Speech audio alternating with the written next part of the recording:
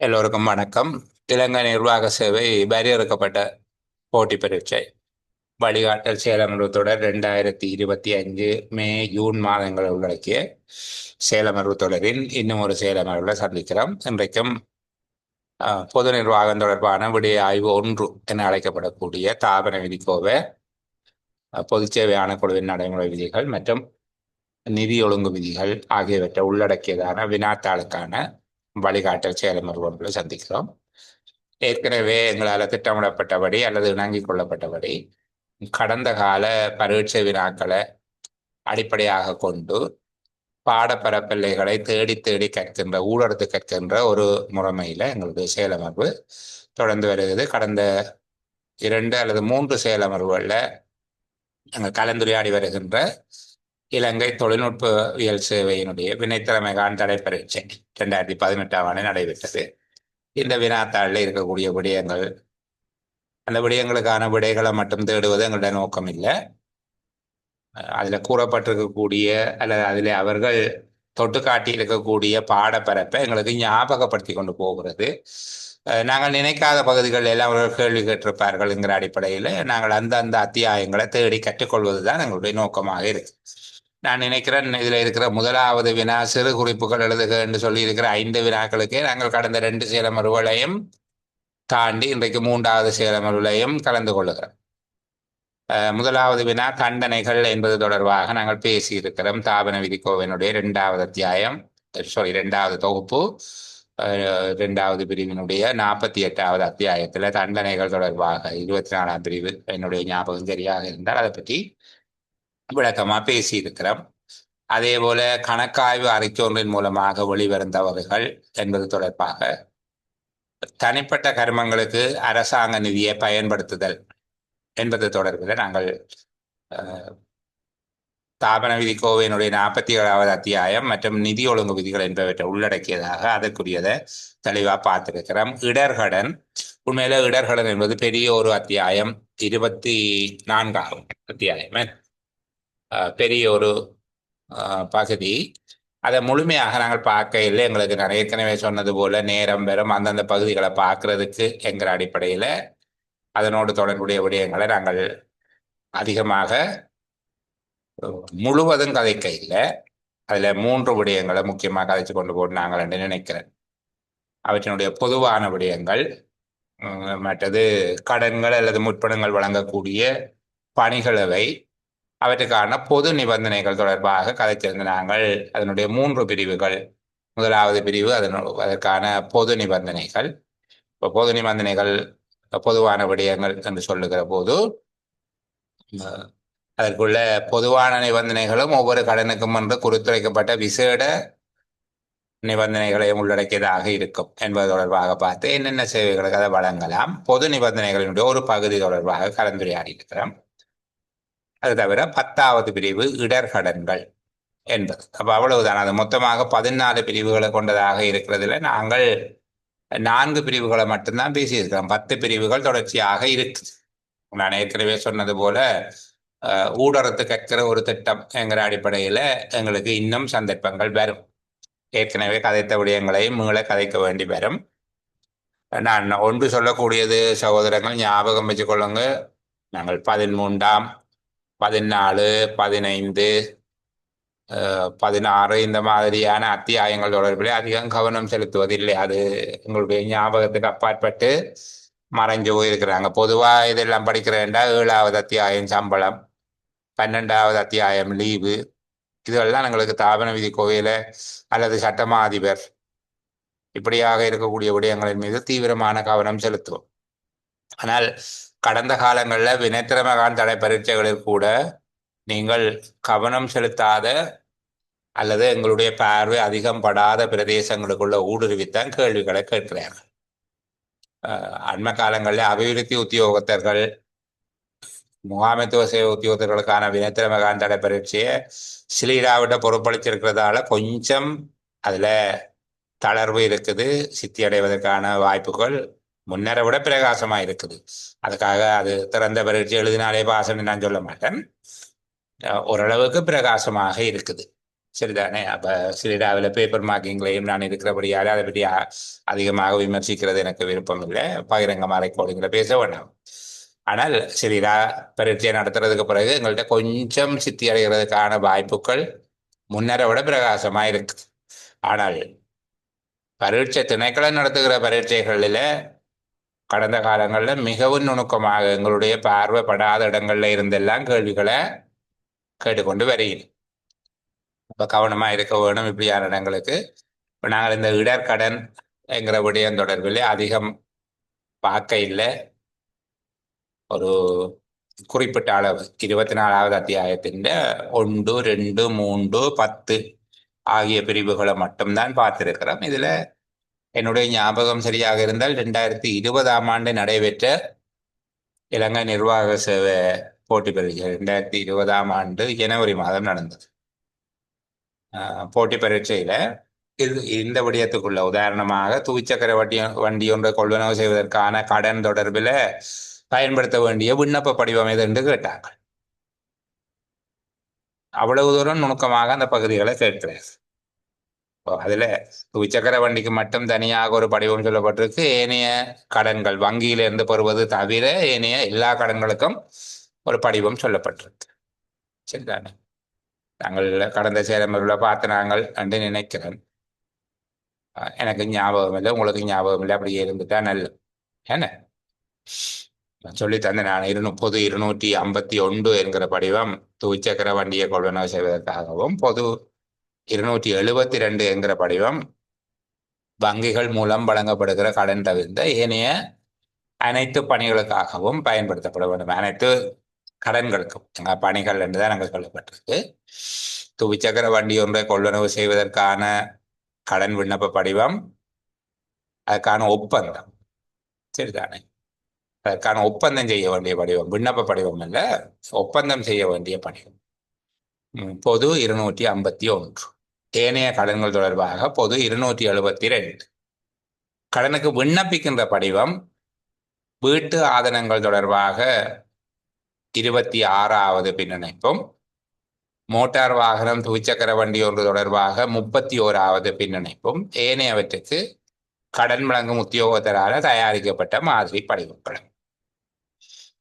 வீடு கட்டுவதற்கான காணி, வீட்டு ஆதனம் என்பவற்றை கொள்வனவு செய்வதற்கு 26வது பின்னிணைப்பு, மோட்டார் வாகனம் அல்லது துவிச்சக்கர வண்டியை கொள்வனவு செய்வதற்கு 31வது பின்னிணைப்பு, ஏனைய அனைத்து கடன்களுக்காகவும் அங்க பணிகளுக்காகவும் என்றது ஏனைய அனைத்து கடன்களுக்காகவும் கடன் வழங்கும் உத்தியோகத்தரால் தயாரிக்கப்பட்ட மாதிரி படிவங்கள் பயன்படுத்தப்பட வேண்டும் என்று சொல்லி நாங்கள் பார்த்தினாங்கள். அவர்கள் அதைத்தான் கேட்டிருந்தார்கள். துவிச்சக்கர வண்டி சம்பந்தமாக எனக்கு மிக துல்லியமாக ஞாபகம் இல்லை, விண்ணப்ப படிவம் கேட்டார்களா ஒப்பந்த படிவம் கேட்டார்களான்ட்டு. துவிச்சக்கர வண்டிக்கான விண்ணப்ப படிவம் என்றால் 31வது பின்னிணைப்பு, ஒப்பந்த படிவம் என்றால் பொது 251 மாதிரி படிவம் பயன்படுத்தப்பட வேண்டும். ஏனையவற்றுக்கு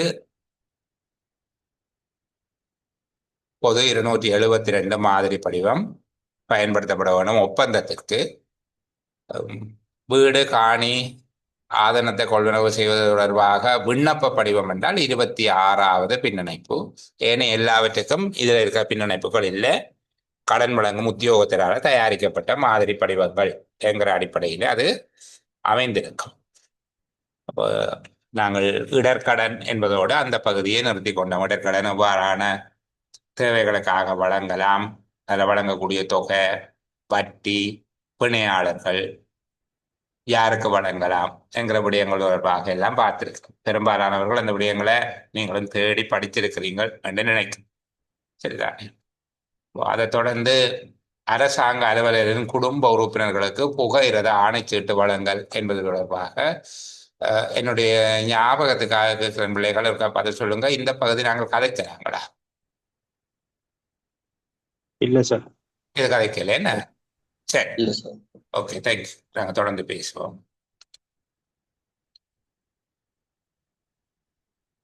அரசாங்க அலுவலரின் குடும்ப உறுப்பினர்களுக்கு புகையிரத ஆணைச்சீட்டு வழங்கல். உண்மையில நாங்கள் கனவேர் புகையிரத ஆணைச்சீட்டு என்கிற தலைப்பு இருக்கிறது 13வது அத்தியாயத்துக்கு. சரிதானே? நாங்கள் நிறைய பேர் நினைச்சு கொண்டிருக்கிறோம் புகையிரத ஆணைச்சீட்டுங்கிறது 13வது அத்தியாயத்துல தான் இருக்குது அப்படின்னு சொல்லி, அதுபோல உள்நாட்டு கடமை பிரயாணங்கள் என்றெல்லாம் இருக்குது. ஆனால் அவர்கள் விடுமுறை பிரயாணங்கள், அதாவது கொள்கை புரண்டை பற்றி தான் கதைக்கிறது. 16வது அத்தியாயத்துல இருக்கு. கொள்கை புரண்டு சம்பந்தமா 16வது அத்தியாயம், அது 5 பிரிவுகளை உள்ளடக்கியது. நான் தேடி எடுத்து காட்டுறேன் உங்களுக்கு.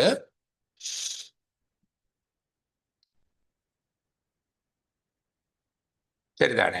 இதுல 5 பிரிவுகள். ஒன்று உரித்துடைமை என்பது தொடர்பாக சொல்லப்பட்டிருக்கு. உரித்துடைமை என்பது 5 பிரிவுகள் கொண்டது. வருடாந்தம் வழங்கக்கூடிய எண்ணிக்கை, பயணம் செய்யக்கூடிய வகுப்பு. உண்மையில உரித்துடைமை என்பது இந்த 2 விடயங்களையும் உள்ளடக்கும். சரிதானே? உரித்துடைமை என்பது 2 பிரதானமாக இந்த 2 விடயங்களையும் உள்ளடக்கும். ஒரு வருடத்திலே அவருக்கு வழங்கக்கூடிய எண்ணிக்கை, அவர் பயணம் செய்யக்கூடிய வகுப்பு, அவருக்கு உரித்தான வகுப்பு என்பதை பிரதானமாக உள்ளடக்க முடித்துடைமை என்பது. அத்தோடு யாருக்கெல்லாம் வழங்கலாம் என்பது முடித்துடைமை தான். சரி, அதிலேயே உவ பிரிவுகளாக 5 பிரிவுகள் இருக்குது. அது தவிர ஏனையவை பெரிய அளவுக்கு முக்கியத்துவம் வாய்ந்தவை அல்ல. அதுல பயன்படுத்தப்படாதவை தொடர்பாகவும் முறைகேடாக பயன்படுத்துவது தொடர்பில் சிறிய சிறிய வினாக்கள் வரலாம். இந்த பகுதி தொடர்பாக அதிக அளவில் கேட்கப்படுகிறது உண்டு. அப்போ அதுல என்ன கேட்டிருக்கிறாங்க? அரசாங்க அலுவலரின் குடும்ப உறுப்பினர்களுக்கு புகையிரத ஆணைச்சீட்டு வழங்குதல் என்பது தொடர்பில் கேட்கிறாங்க. குடும்ப உறுப்பினர்களுக்கு புகையிரத ஆணைச்சீட்டு வழங்கல் என்று சொல்லுகிறது 1-3. குடும்ப உறுப்பினர்களுக்கு ஆணைச்சீட்டு வழங்கல் என்பது இந்த பகுதியை மட்டும்தான் அவர்கள் கேட்கிறார்கள். நாங்கள் இது பெரிய அத்தியாயம் ஒன்று அல்ல, அதனால முழுவதையும் இயலுமான வரைக்கும் கலந்துரையாடி பார்க்கலாம். சரிதானே? இந்த பகுதி தொடர்பாக கதைப்ப முடியாது. நான் ஏற்கனவே சொன்னது போல தலைப்பு ஒன்றுக்குள்ள போறதுக்கு முன்னாகவே அவர் சொல்லுகிறார், இங்க உரித்து என்கிற சொல் தரக்கூடிய பொருள்கோள் என்னவென்றால், அரசாங்க உத்தியோகத்தர் ஒருவருக்கு புகையிரத சேவையின் மூலம் பயணம் செய்வதற்கு உரித்துடைய வகுப்பும் ஒரு வருடத்துக்குரிய புகையிரத ஆணைச்சீட்டுகளின் எண்ணிக்கையும் ஆகும். இதை நாங்கள் இலகுவாக கடந்து போகலாம். அங்க MCQ 4 விடைகள் தந்து கேட்கிற கேள்வியில சில நேரங்கள்ல விடுமுறை பிரயாணங்களுக்கான புகையிரத ஆணைச்சீட்டு தொடர்பாக உரித்து எனும் பதத்தின் மூலம் கருதப்படுவது என்று சொல்லி போட்டு 4 விடைகளை தருவார்கள். நீங்க நினைக்கக்கூடாது ஒரு வரியில இருக்கக்கூடிய மாதிரி தான் விடையை தருவினோம்னு சொல்லி. கடந்த கால வினாத்தாள்களை பார்த்தால் தெரியும், ஒவ்வொரு விடையும் ஒரு பந்தி மாதிரி இருக்கிற மாதிரியே தருவார்கள். அதெல்லாம் அவருக்கு பெரிய பிரச்சனையே இல்லை. அப்போ உரித்து எனும் பதத்தின் மூலம் கருதப்படுவது, அரசாங்க உத்தியோகத்தர் ஒருவர் இலங்கை அரசாங்க புகையிரத சேவையின் மூலம் பயணம் செய்வதற்கு உரித்துடைய வகுப்பும் ஒரு வருடத்துக்குரிய புகையிரத ஆணைச்சீட்டுகளின் எண்ணிக்கை. சரிதான்? சரி, அப்ப இதுல இந்த வருடாந்த எண்ணிக்கை தொடர்பாக யார் யாருக்கு என்று சொல்லி ஒரு சமரி சொல்லக்கூடிய மாதிரியாக நீங்க இருக்க வேண்டும். இந்த விடுமுறை பிரயாணங்கள் தொடர்பாக கொள்கை பொருள் சம்பந்தமா யாரும் கேட்டால் ஒரு சின்ன பிரசங்கம் செய்யக்கூடிய மாதிரியாக நீங்கள் குறிப்பு வைத்திருக்க வேண்டும். முதலாவது உரித்து என்பதன் பொருள், 2வது வருடாந்த எண்ணிக்கை.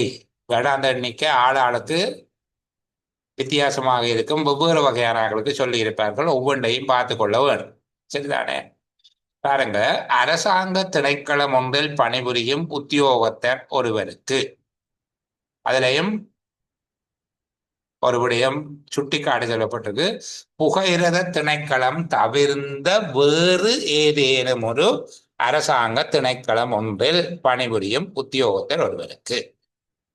புகையிரத திணைக்களம் தவிர்ந்த வேறு ஏதாவது ஒரு அரசாங்க திணைக்களத்தில் பணிபுரியும் உத்தியோகத்தர் ஒருவருக்கு விரும்பிய எவையேனும் 2 புகையிரத நிலையங்களுக்கு இடையிலான பயணம் செய்வதற்கு ஒவ்வொரு நிதி ஆண்டிலும் கீழே சொல்லப்பட்டபடி புகையிரத ஆணைச்சீட்டுகள் உரித்தாகும். சரியா? இதுக்குள்ள நிறைய கேள்வி இருக்குது. இதுவும் லீவும் எவ்வளவு படித்தாலும் பிராக்டிக்கலா நிறைய பிரச்சனை உள்ளது. சரியா? அது சம்பந்தமா நான் கதைக்கிறேன். அப்ப முதலாவது சொல்றாங்க நிரந்தர உத்தியோகத்தை. சரிதானே? முதலாவது நிரந்தர உத்தியோகத்திற்கு என்ன நிலைமை?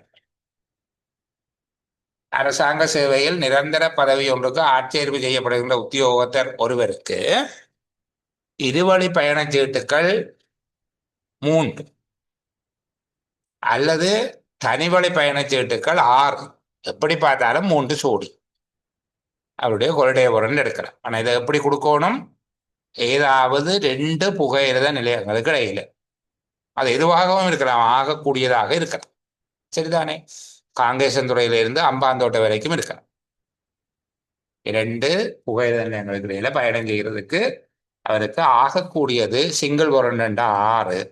இப்போ நான் விளக்கத்துக்காக சொல்லுகிறேன். நீங்கள் யாழ்ப்பாணத்திலிருந்து கொழும்புக்கு போறதுக்கு மட்டும் எடுக்கிறீங்க, வாரதுக்கு எடுக்கிறீங்கள, ஒரு பிரச்சனையும் 6 தரம் போறதுக்கு எடுக்கலாம். அல்லது வாரதுக்கு மட்டும்தான் எடுக்கிறீங்க, போறது நீங்க வேற ஏதோ விதமா போவீங்க, 6 தரம் வாரதுக்கு மட்டும் எடுக்கலாம். அல்லது போகவும் பெறவும் 3 தரம் எடுக்கலாம். சரி, அப்போ அரசாங்க சேவையில் நிரந்தர பதவிக்கு ஆட்சேர்ப்பு செய்யப்படுகிற உத்தியோகத்திற்கு அவர் கீழே விடதரவினம். சரியா? 3 இருவழி பயண ஆணைச்சீட்டுகள் அல்லது 6 தனி வழி பயண ஆணைச்சீட்டுகள், எப்படி பார்த்தாலும் 3 சோடி.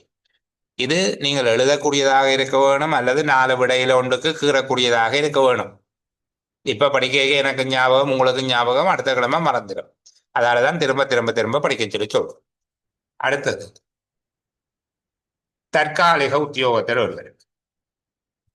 அவரு கண்டிஷன் என்னென்றால், மாதாந்த சம்பளம் பெறுகின்ற 1 வருடம் திருப்திகரமான சேவை காலத்தை பூர்த்தி செய்த, மாதாந்த சம்பளம் பெறுகின்றவர் 1 வருட திருப்திகரமான சேவை காலத்தை பெறுகின்ற தற்காலிக உத்தியோகத்திற்கு 1 சோடி பயண ஆணைச்சீட்டு கொடுக்குறார். இருவழி பயண ஆணைச்சீட்டு 1, அதாவது போகவும் வரவும் 1 சென்ட், அல்லது தனி வழிக்கு 2, 1 சோடி ஆணைச்சீட்டு வழங்கலாம். சரிதானே? அடுத்தது 3வது விஷயம் சொல்றாங்க, அமைய விடுமுறையை பெறுவதற்கு உரித்துடைய நாட்சம்பளம் பெறுகின்ற உத்தியோகத்தர் அல்லது அமைய ஊழியர். நீங்கள் இது 12வது அத்தியாயத்துல போய் பார்க்க வேண்டும் பிள்ளைகள். அமைய ஊழியர்களுக்கான அமைய விடுமுறை என்பது தொடர்பாக சொல்லப்பட்டிருக்கு. அவர் முதல் ஆண்டுல 12 மாதங்களுக்கு இவ்வளவு நாட்கள் 256 ஞாபகம், ஒரு கதை பார்க்க வேணும். சரியா?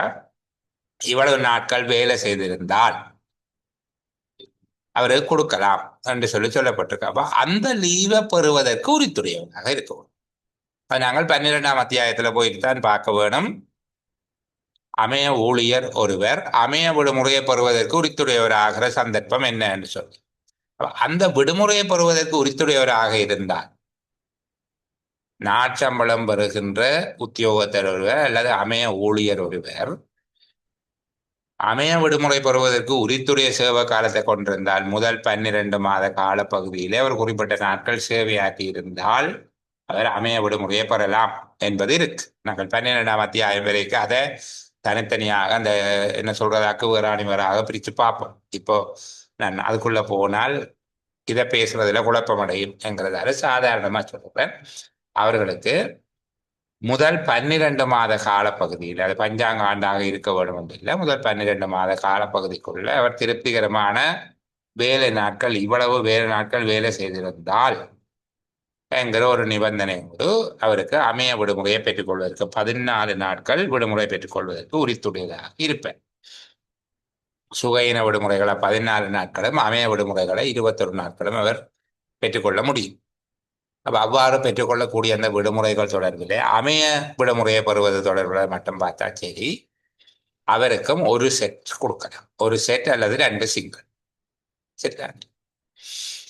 அதே போல யாராவது ஒரு உத்தியோகத்தர் திரும்ப சேவைக்கு அமர்த்தப்பட்டிருந்தார், மீள பணிக்கு அமர்த்தப்பட்டுள்ள ஓய்வு பெற்ற ஒருவருக்கு, அவருடைய குடும்ப அங்கத்தவர்களுக்கு, ஏனைய அரசாங்க ஊழியர்களுக்கு தொடர்பான நிபந்தனைகளோடு 3 செட், 3 சோடி கொடுக்கலாம் என்று சொல்லப்பட்டிருக்கு.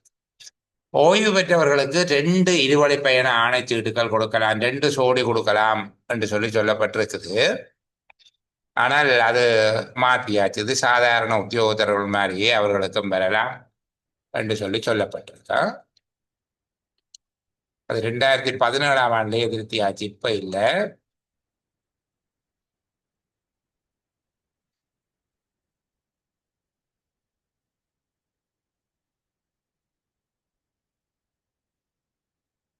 இத உங்களுக்கு இப்படி காட்டுறதுல ஒரு பிரச்சனை ஒன்று இருக்கு. சரி, இப்படி பார்க்க சரிதான். அந்த பகுதி திருத்தி இருக்குது.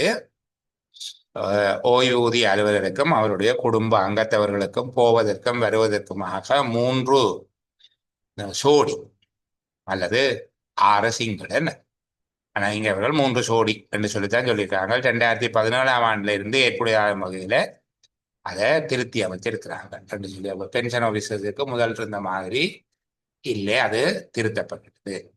இதுல முதல் என்ன சொன்னவங்க, பென்ஷன் ஆக்களுக்கு 2 இருவழி பயணம் வந்து கொடுத்துருக்கு. இதுல கூட ஒரு குழப்பம் இருக்குது.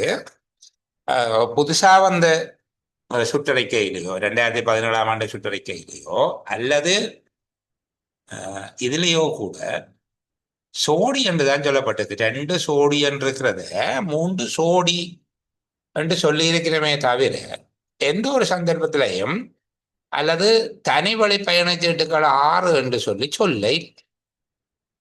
சரிதானே? இது இப்ப வரைக்கும் ஒரு குழப்பமாக இருக்கு. பிறகு சேர்க்குலர்ல வந்தது 25/2017 சுற்றறிக்கையில வந்தது, ஓய்வூதிய அலுவலருக்கும் அவருடைய குடும்ப அங்கத்தவர்களுக்கும் போவதற்கும் வருவதற்கும் வழங்கப்படுகின்ற 3 அனுமதி சீட்டுகள் ஏற்புடையதா என்று சொல்லப்பட்டதே தவிர அவைக்கு 6 சிங்கள் என்று சொல்லை. ஆனால் அரசாங்க உத்தியோகத்தர்களுக்கு சொல்லுகிற நேரத்தில், நிரந்தரமான உத்தியோகத்தர்களுக்கு பாருங்க, 3 இருவழி பயண ஆணைச்சீட்டுகள் அல்லது 6 தனி வழி பயண ஆணைச்சீட்டுகள் என்று சொல்லப்பட்டிருக்கு. சரிதானே? இதனால நிறைய அலுவலகங்கள்ல இல்ல 3 அப் அண்ட் டவுன் தான் கொடுக்கலாம், 6 சிங்கிள் கொடுக்கலாதுன்னு சொல்லி இருக்குது. அதுல நாங்கள் ஒரு தெளிவு இல்லை. எக்ஸாம படிக்கல இதுல இருக்கிற மாதிரி படித்தோம்னா, ஓய்வு பெற்ற ஒவ்வொருவருக்கும் அவரது முழு குடும்ப அங்கத்தவர்களுக்கும் 2 என்பதை 3 இருவழி பயண ஆணைச்சீட்டுகள், அதாவது 3 சோடிகள் என்றுதான் மாத்திர 3 சோடி தான் சொல்லப்பட்டிருக்கே தவிர 6 சிங்கள் இல்லை. சரியா? சரி, அடுத்தது இந்த திகதி தொடர்பாக நாங்கள் பார்ப்போம். அதுல ஒன்று சொல்றாங்க, ஒரு ஆளுக்கு நீங்கள் சிங்கிள் கொடுத்தீங்கண்டா, இப்போ காங்கேசந்துறையில இருந்து கொழும்பு கோட்டைக்கு ரெண்டு கொடுப்பீங்க என்றால், அல்லது வெள்ளவத்தைக்கோ அங்கால தேய்வளைக்கோ கொடுக்குறீங்களே சொல்லி வச்சுக்கொண்டா, காங்கேசந்துறையில இருந்து நாங்கள் அம்பாந்தோட்டை வரைக்கும் கொடுக்குறோம். ஒரு லைன் கொடுத்தால் அந்த மிச்ச காசை கொடுத்து அவர் அதை டபுளா மாற்றி கொள்ளையில அப்படி செய்யலாம் என்று சொல்லி இருக்கு.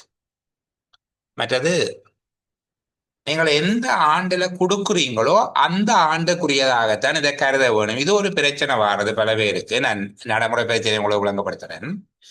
சில பேர் ஜனவரி மாதம் பயணம் செய்வதற்காக, 2026ஆம் ஆண்டு ஜனவரி மாதம் பயணம் செய்வதற்காக 2025ஆம் ஆண்டு டிசம்பர் மாதம் 20ஆம் தேதி 25ஆம் தேதி போயிட்டு ஒரு ரெண்டு எடுப்பு. சரிதானே? இது நாங்கள் 2026ஆம் ஆண்டுல தானே பயன்படுத்த போகிறோம் என்று சொல்லி ஏற்கனவே 2025ல 3 செட் எடுத்துட்டோம், 6 சிங்கிள் அல்லது 3 சோடி எடுத்துட்டோம். இது 2026க்குரியது தானே என்று சொன்னா இதுல ஒரு பிரச்சனை ஒன்று இருக்குத கொடுக்கிறார். ஏனென்றால் விநியோகிக்கப்படுகிற திகதி குறிப்பிடப்பட வேண்டும். விநியோகிக்கப்படுகின்ற திகதிக்குரிய நிதி ஆண்டுக்குரியதாகத்தான் அது கருதப்பட வேண்டும். இப்ப சில வேளை நீங்கள் 2025ஆம் ஆண்டுல 6 சிங்கிள் அல்லது 3 சோடி எடுக்காமல் இருந்தால் அதை 2026ஆம் ஆண்டுல பயன்படுத்துவதற்காக 2025ஆம் ஆண்டினுடைய இறுதியிலே எடுக்கலாம். மறுபடி 2025க்கு முடிஞ்சதுக்கு பிறகு 2026ஆம் ஆண்டுக்குரியதை 25ல எடுக்கிறது. அது எந்த ஆண்டுல கொடுக்கிறோமோ அந்த ஆண்டுக்குரியதாகத்தான் கருதப்பட வேணும் என்று சொல்லி இது பல பேர்கிட்ட முரண்பாட்டை உண்டாக்குற விடயம். உண்மையா புரண்டும் லீவும் திரும்ப திரும்ப திரும்ப அதே போல எஃப்ஆர்ல ப்ரொக்யூமெண்ட் திரும்ப திரும்ப எவ்வளவு படிப்பிச்சாலும் பிராக்டிக்கலா பிரச்சனை வரையக்குள்ள நாங்கள் நிறைய யோசிக்க வேண்டி இருக்கிற இதுக்கும் அந்த பிரச்சனை வந்து இருக்கு. சரி, அப்ப நாங்கள் இதுல கேள்விக்கு ஏற்றபடியாக பார்ப்போம். சரியான கூற்று என்று சொல்லி போட்டு தரக்கூடிய கேள்வி. அதுல தனிவழி பிரயாணத்துக்காக வழங்கப்படுகிற ஆணைச்சீட்டை மீதி தொகையை செலுத்தி இருவழி பயண ஆணைச்சீட்டு ஒன்றை பெற்றுக்கொள்வதற்கு பயன்படுத்த முடியாது. சரிதான். இரண்டாவது, ஆணைச்சீட்டை விநியோகிப்பதற்கு முன் விநியோகிக்கின்ற திகதியை அந்த ஆணைச்சீட்டில் குறிக்க வேணும். அதுக்கு கீழே இருக்கிறதான் முக்கியமான விஷயம்.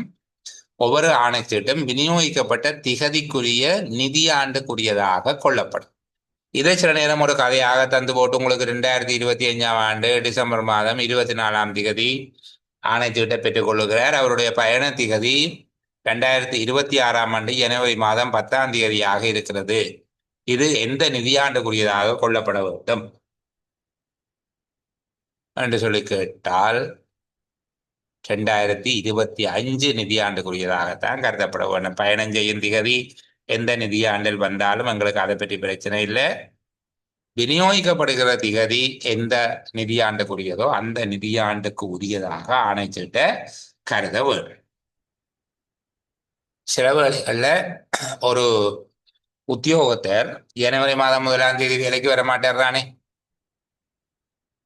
நிரந்தர நியமனம் ஒன்றை பெற்றுக் கொள்ளுகிற போது அவர் வருடம் ஒன்றின் பகுதியில வரலாம். உதாரணத்துக்கு சில வேளை ஏப்ரல் மாதத்திலே அவருக்கு நியமனம் கிடைக்கலாம். இப்ப எத்தனை பேருக்கு ஜூலை மாதம் 1 தேதி கிடைச்சிருக்கிறாங்க. நிர்வாக சேவைக்கு, திட்டமிடல் சேவைக்கு நியமனம் கிடைச்சிருக்கு ஜூலை மாதம் 1 தேதி. அப்போ அவர்கள் அந்த மாதங்களுக்கு விகித சமமாக இருக்க வேணும் என்று சொல்லியிருக்கிறாங்க. மாதங்களுக்கு விகித சமமாக இருக்க வேணும் என்பதனுடைய கருத்து. அதை நீங்கள் 3 சோடி என்று சொல்லித்தானே பிரிக்கிறீங்க. 3 சோடி எல்லாம் ஒரு சோடி 4 மாதங்களுக்குரியதாக கருதி கொள்ளலாம். ஒரு சோடி 4 மாதங்களுக்குரியதாக கருதி கொள்ளலாம். சரிதானே? முதல் 4 மாதங்கள் கடந்துட்டு என்றால் அடுத்தது அவருக்கு 2 சோடி தான் ஒருத்தருடையது. 8 மாதம் கடந்துட்டு தண்ட 8வது மாதத்துல வந்தாலும் நீங்கள் 8 மாதம் என்றுதான் எடுக்கணும். அவருக்கு 2 சோடி ஆணைச்சீட்டுகளை கொடுக்கலாம்.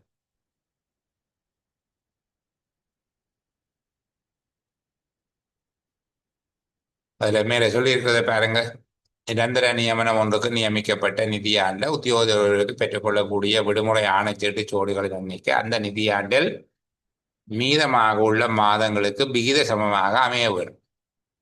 3 ஆணைச்சீடுகளையும் பெற்றுக்கொள்ள உரித்துடைய ஏதாவது ஒரு நிதியாண்டில் 8ஆம் மாதத்திலே அல்லது அதன் பின்னர் நியமனம் பெற்ற உத்தியோகர்களுக்கு 1 சோடி ஆணைச்சீட்டை மாத்திரம் வழங்கலாம். ஏன் சொல்றாங்க?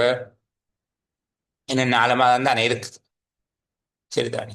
அப்ப அதனால அவருக்கு 1 சோடி கொடுக்கலாம். இது தனியாக எங்களுக்கு நாங்கள் விளங்கி வச்சு கொண்டோம்டா சரி. அதே போல ஓய்வு பெறுவதற்கும் அதே விகிதத்தில் கொடுக்க வேணும். அவர் 12 மாதங்களுக்கும் 3 சோடி ஆணைச்சீடுகளை பெறுவதற்கு உரித்துடையவராக இருப்பார். அப்போ ஒருத்தர் 5ஆம் மாதத்துக்கு முன்னுக்கு ஓய்வு பெறுகிறார் என்றால் 4 மாதம் தான் எனக்கு 5ஆம் மாதம் கம்ப்ளீட் ஆகல. ஆகவே அவருக்கு 1 சோடி. 9வது மாதம் ஓய்வு பெறுகிறார் என்றால் 9வது மாதம் கம்ப்ளீட் ஆகல, 8 மாதம் கம்ப்ளீட் 2 சோடி. இப்படி கொடுக்கும். ஒரு ஆளை இன்ட்ரடிக்ட் பண்ணி இருந்தால் வேலை இடைநிறுத்தம் செய்யப்பட்ட உத்தியோகத்தர் ஒருவர் தொடர்பாக வேலை இடைநிறுத்தம் செய்யப்பட்ட உத்தியோகத்தர் ஒருவருக்கு அவருக்கு அந்த இடைநிறுத்தம் செய்யப்பட்ட காலப்பகுதியில அல்லது அந்த காலப்பகுதிக்காக அதுக்கு பிறகு தன்னிலும் அவர் 8 மாதம் அவர் இன்ட்ரடிக்ட் பண்ணியிருக்கு, 9ஆம் மாதம் வேலையை சேர்த்துட்டீங்க, அவர் இன்ட்ரடிக்ட் பண்ண காலப்பகுதி கிடைக்கு. சரிதானே? இடைநிறுத்தம் செய்யப்பட்ட காலப்பகுதிக்கு அல்லது இடைநிறுத்தம் செய்யப்பட்ட காலப்பகுதி சார்பாக கொள்ளையபுரன் கேட்க இயலாது. அந்த காலப்பகுதியிலே அவருக்கு உரித்து கிடையாது என்பதை ஞாபகம். அடுத்தது இப்ப 14வது அத்தியாயத்தின் 17ஆம் பிரிவுல சொல்லப்பட்டிருக்குது வகுப்புகள் என்று சொல்லப்பட்டிருக்காங்க. உண்மையில இப்போது முதலாம் நிலை அலுவலர்கள் முதலாம் நிலை அலுவலர்கள் உங்களுக்கு தெரியும், பிரைமரி ஆஃபீஸர்கள், ஓஎஸ், டிரைவர்ஸ், இந்த மாதிரி அவைகளுக்கு 2ஆம் வகுப்பு செகண்ட் கிளாஸ். மற்ற எல்லாருக்குமே முதலாம் வகுப்பு. 3ஆம் வகுப்புன்றது இப்போ இல்லை, அவர்களுக்கு வராது. இப்போ இருக்கிற நிலைமையில எல்லாருக்குமே முதலாம் தர உத்தியோகத்தர்கள் தவிர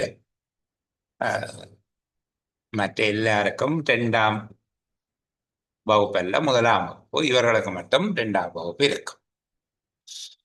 அதில் ஒன்று சொல்லியிருக்காங்க, சில வேளையில் நீங்கள் இப்போ உங்களோட ஆஃபீஸில் இருக்கிற டிரைவருக்கோ, ஒரு டாக்குமெண்டேஷனுக்கோ, சமுர்த்தி டெவலப்மெண்ட் ஆஃபீஸருக்கோ, அவை எல்லாம் MN2க்கு கீழே இருக்கிறார்கள், MN1 அல்லது பிஎல் சேலரியில் இருக்கிறார்கள். அவருக்கு கிளாஸ் 2க்கு தான் வாரண்ட் உரித்திருக்கின்றால், அவர் கிளாஸ் 1க்கு மேலதிகமாக எவ்வளோ காசு வருமோ அதை கொடுத்து கிளாஸ் 1 டிக்கெட் எடுக்க அவருக்கு முடியும், அதை செய்து கொள்றது. சரிதானே? மற்றபடி 2ம் 1ம் தான் இருக்குது.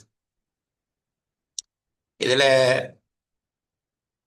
இந்த ஸ்லீப்பிங் இருக்கிறது எங்கட இலங்கையில் எங்கே அந்த வசதி இருக்குன்னு சொல்லி உண்மையிலே எனக்கு தெரியாது. ஆனா அந்த ஸ்லீப்பர்ஸ் என்று சொல்லக்கூடியது சில இந்திய படங்கள்ல பார்த்துருப்பீங்க. உறங்கல் வசதி உள்ள, மற்றது ஏசி உள்ளது. அப்படி இருக்கிறார்கள் முதலாம் வகுப்புல 2ஆம் வகுப்புல இருக்கிறார்கள், அதை எடுத்துக்கொள்ளலாம். ஆனா இடம் இருக்கும், அங்க இருந்தால் எடுத்துக்கொள்ளலாம், அவ்வளவுதான். அது சம்பந்தமா கூட யோசிக்க தேவையில்லை. ஏசி ட்ரெயின் அல்லது என்ன சொல்றது, ஸ்லீப்பிங் உறங்கல் வசதி உள்ள பெட்டி.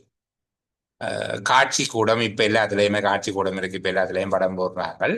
இது அது தனியாக டிவி போடுறது தனியாக இருக்கும் என்று சொல்லிருக்கு. அது அவை இந்த ரயில்வே சட்டத்திட்டங்களுக்கு அமைவாக நீங்கள் பெற்றுக்கொள்ளலாம். அது ஒரு முக்கியமான விடயம் இல்லை. எங்களோட கேள்வி இதுதான், குடும்ப உறுப்பினர்களை குறித்தான ஆணைச்சீட்டு தான் எங்கள்கிட்ட கேட்ட கேள்வி. சரிதானே? குடும்ப உறுப்பினர்களை குறித்தான ஆணைச்சீட்டை பற்றி சொல்லுங்கோ என்று சொல்லித்தான் கேட்டது. நிரந்தரமான உத்தியோகத்தர் ஒருவருக்கு புகையிரத ஆணைச்சீட்டு தொடர்பாக காணப்படுகிற உரித்து என்பது அந்த உத்தியோகத்தருடைய ஒவ்வொரு குடும்ப அங்கத்தவருக்கும் கிடைக்கும். அவருக்குள்ள உரித்து குடும்ப அங்கத்தவருக்கு கிடைக்கும். நான் கீழே போறதுக்கு முன்னுக்கு விளங்கப்படுத்தி சொல்லி போட்டு போகிறேன். ஒரு குடும்பத்திலே 6 பேர் இருக்கிறோம்னு வச்சு கொள்ளுங்க. சரிதானே? 6 பேர் இருக்கணும் என்றால் 6 பேருக்கும் அவை தனித்தனியாக கேட்டா நீங்கள் 36 உரண்டு எழுதலாம். அவர் தனியா போகலாம், வீட்டுக்காரர் தனியா போய் வரலாம், 4 பிள்ளைகள் இருக்குன்னா 4 பேரும் தனித்தனியா போய் வரலாம். கட்டாயம் உத்தியோகத்தர் பயணம் செய்ய வேண்டும் என்ற தேவை இல்லை. உத்தியோகத்தருடைய குடும்பத்தை அங்கத்தவர்கள் தனியாக பயணம் செய்யலாம். உத்தியோகத்தை தனியா பயணம் செய்ய வேண்டும் என்ற கட்டாயம் எதுவும் இல்லை. சரி, இப்போ மொத்தம் 5 பேர் இருப்பினமாக இருந்தால் ஒரு ஆளுக்கு 3 சோடி, ஒரு ஆளுக்கு 3 சோடி அல்ல ஒரு ஆளுக்கு 6, 5 பேருக்கு மட்டும் 5 6 30 கொடுக்கலாம். ஒருவருக்கு தனியாக 6 அல்லது போக வர 3 சோடு கொடுக்கக்கூடியதாக இருக்கு. இப்ப இது நிரந்தர உத்தியோகத்தருக்கு. அவ குடும்பம் என்கிற வார்த்தையினால சொல்லப்படுகிற பொருள்கூடல் அவருடைய வாழ்க்கை துணையும் உத்தியோகத்தரில் தங்கி வாழ்கின்ற பிள்ளைகளும் என்று சொல்லியிருக்கிறார். திருமணமாகாத அல்லது விதவை உத்தியோகத்தர் ஒருவர் தொடர்பாக உண்மையில் அவர்கள் தங்கி வாழுகிற தாய், தந்தை, சகோதரன், சகோதரி ஆகியோருக்கு இந்த உரித்து உண்டு. சரிதானே? இதுல சொல்லப்பட்டிருக்கிற உரித்து உண்டு. ஒன்றிலே என்ன சொன்னது? 3 சோடி அல்லது 6 சிங்கள். அந்த உரித்து அவர்களுக்கு இருக்குது. தங்கி வாழ்வோருக்காக வழங்கப்படுகிற ஆணைச்சீட்டு தொடர்பாக கீழே சொல்லி இருக்கிறாங்க பாருங்க. இருவழி பயணத்துக்காக 3 சோடி அல்லது தனி வழி பயணத்துக்காக 6. ஒவ்வொருவருக்கு இணையம் உத்தியோகத்தர் ஒருவருக்கு அவருடைய குடும்ப உறுப்பினர்களுக்கும் இதே மாதிரியாக இருக்கு. அதான் 1.3.3 சொல்லி இருக்கு. குடும்பத்தை சேர்ந்த ஒரு உத்தியோகத்தருக்கு தான் இதை பெற்றுக்கொள்ள முடியும். குடும்பத்தில் சில பேர் 3 பேர் அரசாங்க உத்தியோகம் என்றால் அதில் 2 பேர் அரசாங்க உத்தியோகம் என்றால் 2 பேருக்கும் இப்படியே இருக்கு. சரிதானே? யாராவது ஒருவருக்குத்தான் இதை பெற்றுக்கொள்ள முடியும். தங்கி வாழ்தல் என்பதற்கான வரைவிலக்கணமும் சொல்லியிருக்கிறாங்க. அதில் சொல்லப்பட்ட வருமான தொகை எடுக்கக்கூடாது. எங்களோட இதில் 300 ரூபான்னு இருந்தது. அது இப்போ கணக்கில் எடுக்கக்கூடாது. மறுபடி தங்கி வாழ்தல் என்பது உத்தியோகத்தர்களை உண்மையாக தங்கியிருப்பவராக இருக்கவும். சரிதான். ஆணைச்சீட்டுக்காக யார் விண்ணப்பிக்கிறாரோ அந்த உத்தியோகத்தர் உண்மையில அவையை பராமரிக்கிறார் என்பதை திணைக்கள தலைவர் திருப்தி அடைந்தால் சரி. திணைக்கள தலைவர் உண்மையில அவர்கள் தான் தங்கி வாழுகினம், அவர் தான் பராமரிக்கிறார் என்று சொல்ல வரும். தங்கி வாழ்தல் என்பதை தீர்மானிப்பதில் தாக்கம் செலுத்துகிற காரணிகள் அசையா சொத்துக்கள், அதால் கிடைக்கிற வருமானம் போன்ற விடயங்கள். இதைத்தான் நான் சொல்ல. ஆனால் இது மாற்றப்பட இல்லை ஒன்றும். எல்லாத்துக்கும் செயல்பாடு வந்துட்டு இதுக்கு வேற இல்லை என்றதால நாங்கள் இதைத்தான் எடுக்கணும். ஆனால் இது பொதுவாக கருத்தில் கொள்ளப்படுறதில்ல. அம்மா அப்பா அல்லது அம்மாக்கும் அப்பாக்கும் 300 ரூபா அல்லது அதிலும் கூட வருமானம் ஒன்று கிடைச்சால் இந்த அனுசரணையை கொடுக்கக்கூடாதுன்னு சொல்லி இது 85ஆம் ஆண்டு எழுதினது. 300 ரூபா இப்பவும் அப்படியே தான் இருக்குது. சரிதானே? அதுக்கு பிறகு சகோதரி என்கிற பதத்தில் விதவை சகோதரி அடங்க மாட்டார். சித்தி சித்தப்பா அவை இந்த பிள்ளைகள் உரித்து கிடையாது. வளர்ப்பு பிள்ளை என்கிறது உண்மையிலே அவர்தான் வளர்க்கிறேன் என்று உறுதிப்படுத்தினால் அதை கொடுக்கலாம் என்று சொல்லுகிறது. சரிதானே? அதே போல ஒரு ஆளு கல்யாணம் ஆகிடுதுன்னா அந்த கல்யாணம் ஆகுறதுக்கு முன்னுக்கும் அவர் அந்த குடும்பத்தில் இருந்த காலப்பகுதியை கருத்தில் கொண்டு அந்த வீதத்துக்கு தான் கொடுக்கும். ஒருவரே கல்யாணம் ஆகிட்டுது என்று சொன்னால் அவர் இந்த கல்யாணமான காலப்பகுதியை கருத்தில் கொண்டு அதுக்கு முன்னுக்கு இருந்த காலப்பகுதியை தான் கொடுக்க வேண்டும். அவருடைய வாழ்க்கை துணையை கொடுக்கறதாக இருந்தால் பிற்காலத்தில் வருகிற அந்த விகிதத்தை தான் கொடுக்கணும். எப்படி பார்த்தாலும் மொத்தமா அந்த குடும்பத்துக்கு உரித்தான அந்த வருஷத்தின் ஆரம்பத்தில் உரித்தான எண்ணிக்கைக்கு மேல போகக்கூடாது.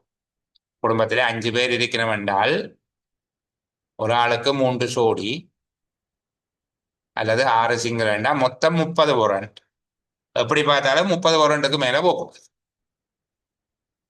சரிதானே? அந்த ஆண்டுக்கு உரியதுக்கு மேல போகணும்.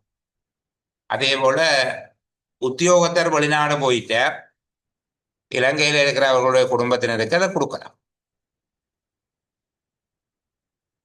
அந்த உத்தியோகத்தர் இலங்கைக்கு வந்தால் பிறகு அவர் எடுத்துக்கொள்ளலாம், அது வேறு. அவர் வெளிநாட்டில் நிற்கல அவருடைய குடும்பத்தை சேர்ந்தாக்கள் அதை எடுக்கலாம்.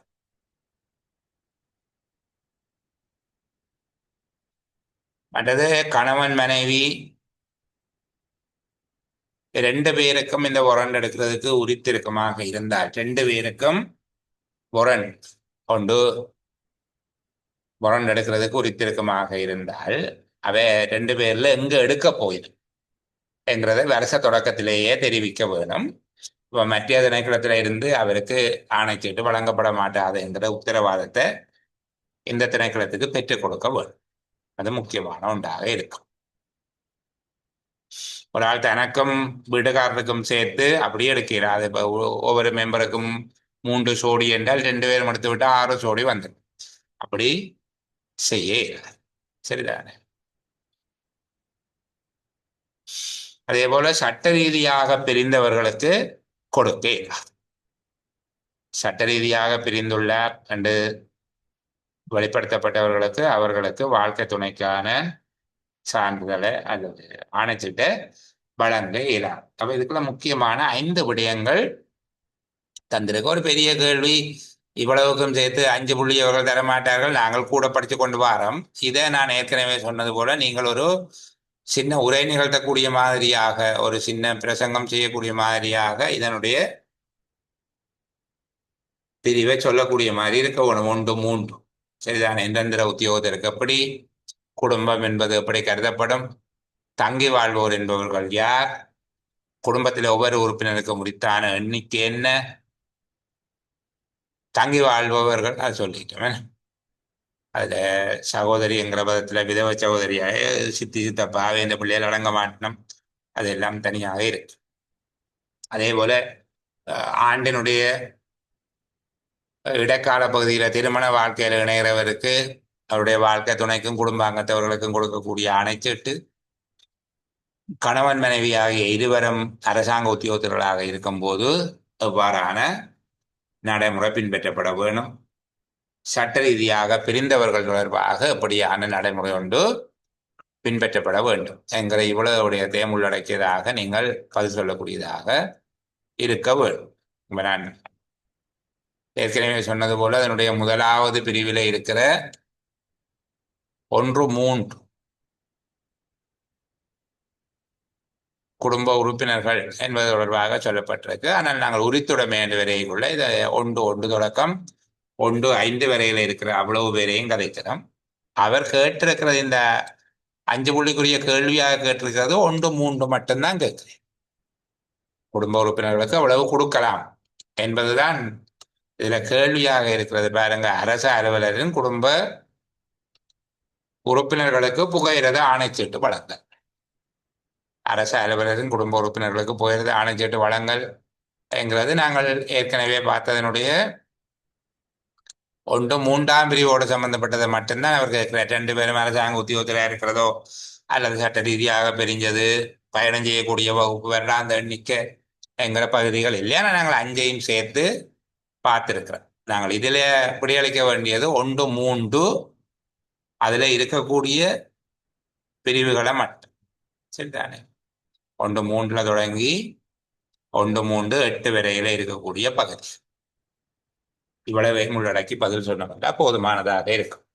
நான் நினைக்கிறேன் பெரும்பாலானாக்கள் இது தொடர்பாக விடைகளை தயார் செய்து கொண்டு வருகிறதை அவதானித்திருக்கு. சில பேர் எனக்கு விடைகளை அனுப்பியும் சரி பார்க்கிறார்கள். இது சரியான்னு சொல்லி உண்மை சொன்னா நான் அவர்களுக்கு ஒரு கை அடையாளத்தை போட்டு விடுறது, டன் அந்த மாதிரியா ஒரு அடையாளத்தை போட்டு விடுறதை தவிர வாசித்து பதில் சொல்ற அளவுக்கு நேரம் கிடைக்கிறது இல்லை. ஆனால் பல பேருடைய முயற்சியை நான் தனிப்பட பாராட்டியிருக்கிறேன். இதே முயற்சி தொடர்ந்து படிக்கிற மாதிரி இருக்க வேணும். சரிதானே? பிள்ளைகளுடைய வயது எல்லாம் சம்மந்தமா உண்மையா இதுக்குள்ள ஒன்றும் சொல்லப்படையில்லை. பொதுவாக 18 வயது என்று சொல்லப்பட்டாலும் ஏற்கனவே நாங்கள் சொன்ன மாதிரியாக அவர் தங்கி வாழ்கிறார் என்பதை தீர்மானிக்கிறது அந்த வயது எல்லாம் மட்டும் இல்லை. உண்மையிலேயே அவர் தங்கி வாழுகிறார், அவர்களுக்கு வருமானம் இல்லை. சரிதானே? ஒரு குடும்பம் என்கிறது அவருடைய வாழ்க்கை துணை, அவர்களை தங்கி வாழுகிற பிள்ளைகள் என்று சொல்லப்படுகிறது. அதே போல தங்கி வாழ்தல் என்பதன் மூலமாக கருதப்படுவது அந்த உத்தியோகத்திற்கு கீழே உண்மையாகவும் போதிய அளவிலையும் தங்கி வாழுகிறார்கள் என்பதை திணைக்கள தலைவர் உறுதிப்படுத்தினால் சரி. சில வேளைகள் இப்ப 18 வயது வந்த உடனே பிள்ளை சம்பாதிக்கும் என்று சொல்லி இல்லைத்தானே. அவர்கள் முழு நேர கல்வி கற்கும் மாணவர்களாக இருந்தால் அவருக்கு எந்த வருமானமும் வராது. அப்படியான இடங்கள்ல தங்கி வாழ்தல் என்பதை தனியாக வயது எல்லையோடு தொடர்படுத்தி சொல்ல இல்லை. ஆனால் சில அலுவலகங்களில் 18 வயது வந்தால் அவர் தங்கி வாழ்பவர் இல்லை என்று சொல்லி கருதப்படுகிறதுக்கு இதிலே அவைய எடுத்து வச்சிருக்க அந்த குளோஸ் என்னென்றா திணைக்கள தலைவர் தீர்மானிக்கலாம் என்று சொல்லி இருக்கு. அப்ப அவரோட அடம் பிடிக்கவும் இல்லாது. சரியா? சரி, நாங்கள் அடுத்த 2வது வினாவுக்குள்ள போவோம். சம்பளமற்ற கற்கை விடுமுறை பெற்றுக்கொள்ளுகிறார். ஸ்டடி லீவ் 2 விதமா எடுக்கலாம். சம்பளத்தோடையும் எடுக்கலாம், சம்பளம் இல்லாமலும் எடுக்கலாம். இப்ப இது சம்பளம் இல்லாமல் எடுக்கிற நேரத்தில் அந்த உத்தியோகத்தில் செய்ய வேண்டிய ஒப்பந்தம், அதன்படி செயற்பட முடியாமல் போகும்போது மேற்கொள்ள வேண்டிய நடவடிக்கை. இதுல 10 புள்ளி கொடுக்கக்கூடிய அளவுக்கு அது ஒரு பெரிய விடயமாக தாவன விதிக்கோவையில இல்லை. நாங்கள் ஒரு சிறிய ஓய்வு ஒன்றுக்கு பிறகு திருப்பி கதைச்சு கொள்வோம். 8:37 8:43 திருப்பி கதை.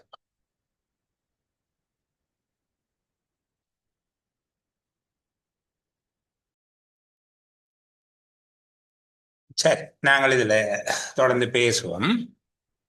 2வது வினா. சம்பளமற்ற கற்கை விடுமுறையை பெற்றுக்கொண்டுள்ள சந்தர்ப்பங்களில் அலுவலர் ஒருவரால் கைச்சாத்திட வேண்டிய ஒப்பந்தத்தை தெளிவுபடுத்துக என்று சொல்லி கேட்டிருக்கார். இதுல நாங்கள் தாபன விதிக்கோவின் ஏற்பாடுகளை பார்ப்போமாக இருந்தால் அந்த அத்தியாயம் 15வது என்ன, கற்கை பயிற்சி அல்லது கடமை நிமித்தம் வெளிநாடு செல்லல் என்கிற 15வது அத்தியாயம். இந்த 15வது அத்தியாயத்தில் இவர் கேட்டிருக்கிற பகுதி சம்பளமற்ற கற்கை விடுமுறை தொடர்பாக வினவப்படுகிற போது இந்த 5வது பிரிவுக்கு நாங்கள் போகிறோம். சம்பளமற்ற கற்கை விடுமுறை என்பது 15வது அத்தியாயத்தின் 5வது பிரிவில் இருக்கு. உண்மையில நான் இதில் உங்களுக்கு திரும்ப திரும்ப சொல்லக்கூடியது, நாங்கள் பல பேரால் எடுத்து கையாளப்படாத அல்லது கையாளுவதற்கு கடினமாக இருக்கக்கூடிய அத்தியாயங்களாக கருதி இந்த பகுதிகளை கையை விட்டு வர்றது. 13வது அத்தியாயத்தில் இருந்து 16வது அத்தியாயம் வரைக்கும் இருக்கிற இந்த 4 அத்தியாயங்களையும் இயலுமான வரைக்கும் திரும்ப திரும்ப வாசிங்க. எங்களுடைய பார்வைப்படாத, நாங்கள் அதிகம் கவனம் செலுத்தாத இடங்கள்லாம் கடந்த காலங்களில் பரீட்சைகளுக்கு அதிக அளவில் வருது. சரியா? இப்ப இதுல உண்மையா இருந்த 2 பிரிவையும் எடுத்து வச்சு கொண்டுதான் கேள்வி கேட்டிருக்கிறேன். 5 உண்டு, அதுக்கு 10 புள்ளி கொடுக்கலாமா என்கிற தொடர்பில் தெரியாது. ஆனால் அவ்வளவு கொடுத்திருக்கு. சரிதானே? சம்பளமற்ற கற்கை விடுமுறை பெற்றுக்கொண்டுள்ள சந்தர்ப்பங்களில் கைச்சாத்திர வேண்டிய ஒப்பந்தம் என்று சொல்லி போட்டு 5வது பிரிவு அந்த தலையங்கத்தை முழுமையாகவும் இல்லை, 5 ஒன்று மட்டும்தான். கற்கை அல்லது பயிற்சிக்காக பிரயாணத்துக்கான காலம் உட்பட ஆக குறைந்தது 1 மாதத்துக்கு மேற்பட்ட காலப்பகுதிக்கு. அப்போ உள்ள வருகிறார்கள் அந்த ஒப்பந்தம் செய்ய தேவையில்லை. 1 மாதத்தை விட குறைஞ்ச காலப்பகுதிக்கு இது தேவையில்லை என்றதான் அது என்ன கருத்து. பிரயாணம் செய்கிற காலத்தையும் சேர்த்து, பயிற்சி காலம் மட்டுமல்ல பிரயாணத்துக்குரிய காலத்தையும் சேர்த்து ஆக குறைந்தது 1 மாதத்துக்கு மேற்பட்ட காலப்பகுதிக்கு சம்பளமற்ற விடுமுறையில் வெளிநாடு செல்கின்ற உத்தியோகத்தர் ஒருவர் தனது விடுமுறை முடிவடைந்ததை தொடர்ந்து மீண்டும் அரசாங்க சேவைக்கு திரும்புவேன் என்றும், தான் பெற்றுக்கொண்ட முழுமையான சம்பளமற்ற விடுமுறையைப் போல 2 மடங்கு காலத்துக்கு அரசாங்கத்தில் சேவையாற்றுவதாகவும் ஒப்பந்தம் ஒன்றுக்கு வர வேண்டும். அப்போ அரசாங்க சேவைக்கு தான் திரும்புவேன் எனவும், தான் பெற்றுக்கொண்ட அந்த விடுமுறை காலப்பகுதி போல 2 மடங்கு காலப்பகுதி அரசாங்கத்தில் சேவையாற்றுவேன் எனவும் ஒப்பந்தம் ஒன்றுக்கு வர வேண்டும். இதற்காக பாவிக்க வேண்டிய ஒப்பந்தத்தின் மாதிரி படிவம் பின்னிணைப்பு 9 காட்டப்பட்டுள்ளது. 9வது பின்னிணைப்பில் இந்த மாதிரி படிவம் இருக்குது. இது தொடர்பாக 4.9 உபபிரிவில் காட்டப்பட்டுள்ள ஏற்பாடுகள் பின்பற்றப்பட வேண்டும். 4.9 சொல்லி இருக்கு, அதுல மாற்றம் ஒன்றும் செய்யக்கூடாது. மாற்றம் செய்கிறதாக இருந்தால் தாபன பணிப்பாளர் நாயகத்தினுடைய அனுமதியை பெற வேண்டும் என்று சொல்லி. சரிதானே? 4.9 பின்னிணைப்புகளுக்கு காட்டப்பட்டுள்ள ஒப்பந்தங்களுக்கும் முறைகளுக்கும் உரிய மாதிரி படிவங்களை திணைக்களங்கள் பயன்படுத்த வேண்டும். ஏதேனும் ஒரு திணைக்களத்துக்கு ஏதாவது ஒரு சந்தர்ப்பத்தில் அல்லது விசேட தேவைகளுக்கு ஏற்ற விதத்தில் இந்த படிவங்களை திருத்தம் செய்ய வேண்டுமாக இருந்தால் அதற்காக தாபன பணிப்பாளர் நாயகத்தின் முன் அனுமதியை பெற்றுக்கொள்ள வேண்டும். அந்த அங்கீகாரத்தை கொடுப்பதற்கு முன்பாக தாபன பணிப்பாளர் நாயகம் சட்டமா அதிபரின் கருத்துக்களை கேட்டறிய வேண்டி நேரிடலாம் என்று சொல்லப்பட்டிருக்கு. இந்த பகுதியை 4.9 பகுதியில் சொல்லப்பட்டிருக்கிறது. அந்த ஒப்பந்தங்கள் மற்றும் முறைகள் என்றது பொண்ட். சரிதானே? பிணை முறைகள், அவற்றுக்குரிய மாதிரி படிவங்களை தான் திணைக்களங்கள் பயன்படுத்த வேண்டும். அது தொடர்பில் எது மாற்றம் செய்கிறதா இருந்தால் தாபன பணிப்பாளர் நாயகத்திட்ட கேட்க வேண்டும். தாபன பணிப்பாளர் நாயகத்தினுடைய முன் அனுமதியை பெற வேண்டும். அவர் சில வேளை அந்த அனுமதியை வழங்குவதற்கு சட்டமா அதிபருடைய கருத்துக்களை கேட்க வேண்டி நேரிடலாம் என்று சொல்லப்பட்டிருக்கு. இவ்வளவுதான் சொல்லப்பட்டிருக்கக்கூடிய ஒப்பந்தம் தொடர்பான விடை. முதலாவது 1 மாதத்துக்கு மேற்பட்ட பிரியான காலம் உட்பட 1 மாதத்துக்கு மேற்பட்ட காலப்பகுதிக்கு சம்பளமற்ற விடுமுறையில் போகிறவராக இருந்தால் அவர் ஒப்பந்தம் செய்ய வேணும். அந்த ஒப்பந்தம் என்பது தான் மீண்டும் அரசாங்க சேவைக்கு திரும்புவேன் எனவும், அவர் பெற்றுக்கொண்ட சம்பளமற்ற விடுமுறை அப்போல 2 மடங்கு காலத்துக்கு அரசாங்கத்தில் சேவையாற்றுவதாகவும் அந்த ஒப்பந்தத்தை செய்ய வேணும். இதுக்காக பின்னிணைப்பு 9 பயன்படுத்தலாம். அதில் தரப்பட்டிருக்கக்கூடிய படிவங்களையும் முறைகளையும் உரிய வகையில பயன்படுத்த வேண்டும். அதில் மாற்றம் செய்கிறதாக இருந்தால் தாபன பணிப்பாளர் நாயகத்தினுடைய சம்மதத்தை பெற்றுக்கொள்ள வேண்டும். தாபன பணிப்பாளர் நாயகம் இது தொடர்பில் சட்டமா அதிபருடைய கருத்துக்களை கேட்க வேண்டி ஏற்படலாம். இவ்வளவுதான் இதுக்குள்ள இருக்கு. அடுத்தது கேள்வி என்ன கேட்டுக்காங்க? அடுத்தது பாருங்க. ஒப்பந்தத்துக்கு அமைய அலுவலரால் செயற்பட முடியாது போகும்போது மேற்கொள்ள வேண்டிய நடவடிக்கைகள் என்ன என்று சொல்லி கேட்கிறாங்க. அந்த ஒப்பந்தத்துக்கு ஏற்றபடி உத்தியோகத்தரால் செயற்பட முடியாவிட்டால் என்ன செய்ய வேண்டும் என்று சொல்லி கேட்கிறாங்க.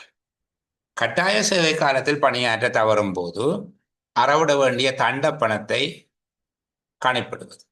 கட்டாய சேவை காலத்தில் பணியாற்றாமல் விடுகின்ற ஒவ்வொரு மாதத்துக்கும் உத்தியோகத்தர் நாட்டுக்கு வெளியே சென்ற சந்தர்ப்பத்தில் பெற்றுக்கொண்ட திரட்டிய மாத சம்பளத்தில் 1/3 என்றவாறு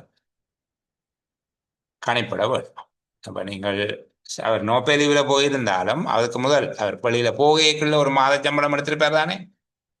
அந்த மாத சம்பளத்துல 1/3 என்ற வகையில கணிப்பிட வேண்டும். இதை ஒப்பந்தத்திலேயும் குறிப்பிட வேணும் என்று சொல்லியிருக்கு.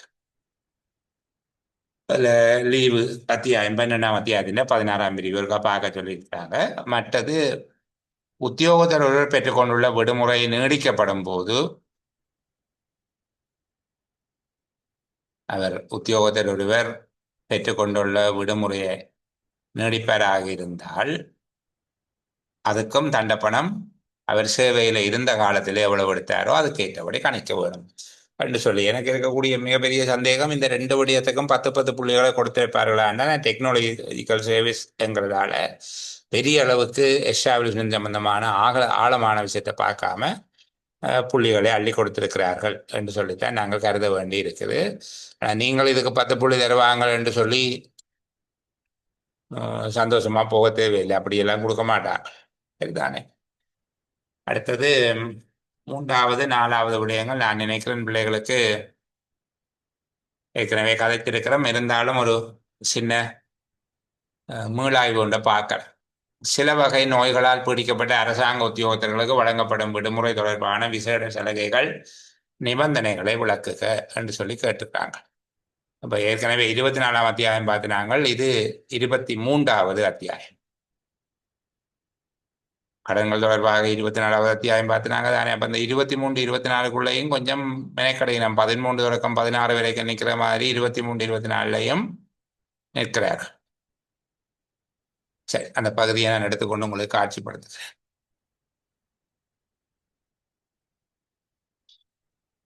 சரி, பாருங்க. சில வகை நோய்களால் பீடிக்கப்பட்டு அரசாங்க உத்தியோகத்தர்களுக்கு வழங்கப்படும் விடுமுறை தொடர்பான விசேட சலுகைகள் நிபந்தனைகள் என்று கேட்டிருக்காங்க.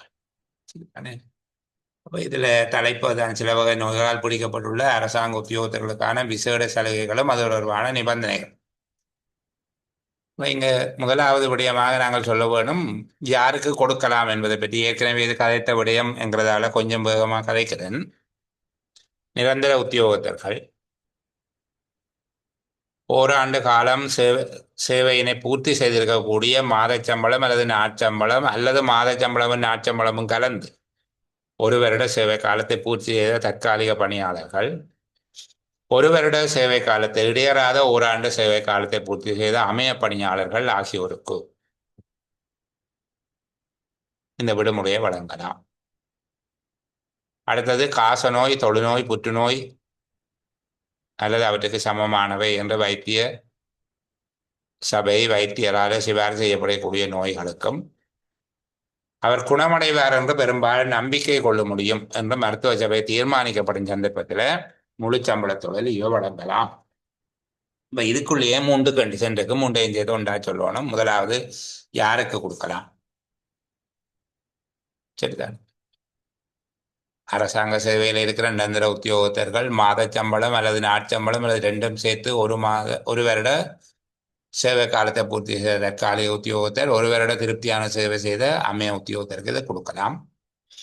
காசநோய், தொழுநோய், புற்றுநோய் பீடிக்கப்பட்டிருந்தால் அவர் குணமடைவார் என்று பெரும்பாலும் நம்பிக்கை கொள்ள முடியும் என்று மருத்துவ சபையினால தீர்மானிக்கப்படுகிற போது அவர்களுக்கு முழு சம்பளத்தோடு லீவு வழங்கலாம். ஒவ்வொரு நோய்க்கும் கொடுக்கக்கூடியதை நாங்கள் பார்த்துட்டோம். காச நோய்க்கு ஒருக்கா 4 மாதம் கொடுக்கலாம். அப்படி அவருக்கு மொத்த சேவை காலத்திலேயே 2 தடவை தான் கொடுக்கலாம். முதல் வழங்கி அதுக்கு பிறகு அவர் சேவைக்கு 4 வருடங்களுக்கு சேவையாற்றிய பிறகு நோய் ஏற்பட்டால் திருப்பியும் 4 மாதம் கொடுக்கலாம். நான் இது பல சந்தர்ப்பங்களில் சொல்றேன், இருந்தாலும் சொல்லுகிறேன். அப்ப அது இடையில வந்தால் சாதாரண சுகையின விடுமுறை எப்படி செய்யப்படுமோ அப்படி கருதித்தான் அதை பார்க்கும். தொழுநோய்க்கு 22 மாதங்கள், புற்றுநோய் தொடர்பாக 6 மாதங்களுக்கு கொடுக்கலாம். மேலதிகமாக தேவைப்படும் என்று மருத்துவ சபை சிபாரிசு செய்யுமா இருந்தால் மேலதிகமாக 3 மாதங்களுக்கு கொடுக்கலாம். அதுக்கு பிறகு சொல்லப்பட்டிருக்கு, மேலே குறிப்பிட்ட நோய்களுக்கு சமமானது என்று மருத்துவ சபை சிபாரிசு செய்கிற எந்த ஒரு நோய்க்காகவும் மருத்துவ சபை பரிந்துரை செய்கின்ற அறுவை சிகிச்சைக்கு பின்னான ஓய்வு பெற வேண்டிய காலப்பகுதிக்காகவும் 6 மாதம் வரையில கொடுக்கலாம். இந்த மேலே சொல்லப்பட்ட நோய்களுக்கு சமமானவை, இது காசநோய், தொழுநோய், புற்றுநோய் என்பவற்றுக்கு சமனானது என்று சொல்லியோ அல்லது ஒரு சர்ஜரி செய்து 6 மாதத்துக்கு அவர் ஓய்வு 6 மாதம் அல்லது கூட ஓய்வு பெற வேண்டும், ஆகுன்னது 6 மாதம் கொடுக்கலாம் என்று சொல்லப்பட்டிருக்கு. இது தொடர்பான நிபந்தனைகள் இந்த அத்தியாயத்தில் குறிப்பிடப்பட்ட எல்லா ஏற்பாடுகளையும் தொடர்புடையதாக ஆக்கிக்கொள்ள வேண்டும். உண்மையில நிபந்தனைகள் கீழே தான் இருக்கு. இதுக்குரிய நிபந்தனைகள் கீழே தான் இருக்கு இந்த 2ஆம் பகுதி. ஆனால் அந்த 2ஆம் பகுதிக்கு அவர் தலைப்பு போட்டிருக்கணும், லீவு முடிவடைந்ததன் பின்னர் என்று சொல்லி. சரிதானே? அதைத்தான் அவர்கள் கேள்வியாக கேட்கிறேன். நான் எடுக்க சொல்லுகிறேன், நான் உங்களை பாருங்க. அவ்வாறான லீவுகள் முடிவடைந்த பின்னர் திணைக்கள தலைவரால் எடுக்கப்பட வேண்டிய நடைமுறைகள் என்ன என்று சொல்லி. அப்ப லீவு முடிஞ்ச அப்புறம் என்ன செய்யணும்ன்றா ஒன்றும் அங்க இல்லை, நிபந்தனை மட்டும்தான் சொல்லப்பட்டது. ஆனால் கேள்வியை இப்படித்தான் அவர்கள் உங்கள்ட்ட கேட்கிறார். வழமையான லீவு ஏற்பாடுகளின் கீழ் உத்தியோகத்திற்கு பொதுவாக உரித்தாகும் முழு சம்பளத்துடனான லீவு முடிவடைந்த பின்னர் கீழ்வரும் நிபந்தனைகளுக்கு அமைவாக முழு சம்பளத்தோடு லீவு வழங்கலாம். அப்ப அவருக்கு உரித்தான முழு சம்பளத்துடனான லீவு முடிவடைந்த பிறகுதான் இந்த லீவை கொடுக்கணும் என்று சொல்லியிருக்கு. முழு சம்பளத்தோடு அவர் ஒரு சுகையின விடுமுறையை பெற்றுக்கொள்வதற்கு ஏற்பாடு இருக்கு. இந்த வருஷம், போன வருஷம், அதை விட ஏதாவது 2 வருஷத்திலே அவருக்கு மீதமாக இருக்கிற ஓய்வு விடுமுறையோ சுகையின விடுமுறையோ பெற்றுக்கொள்ளலாம். அதுக்கு மேலதிகமாகத்தான் இங்கே சொல்லப்பட்ட இந்த காலப்பகுதி கொடுக்கிறது. இப்ப இந்த காலப்பகுதிக்குள்ள அது அடங்காது. அவர் அந்த லீவு எடுத்துட்டு அதுக்கு பிறகு இந்த விடுமுறையை பெற்றுக்கொள்ளலாம்.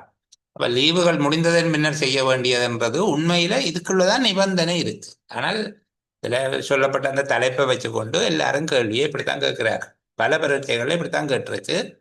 அவ்வாறான லீவுகள் முடிவடைந்த பின்னர் திணைக்கள தலைவரால் எடுக்கப்பட வேண்டிய நடைமுறைகள் என்ன என்று சொல்லி கேட்டிருக்காங்க.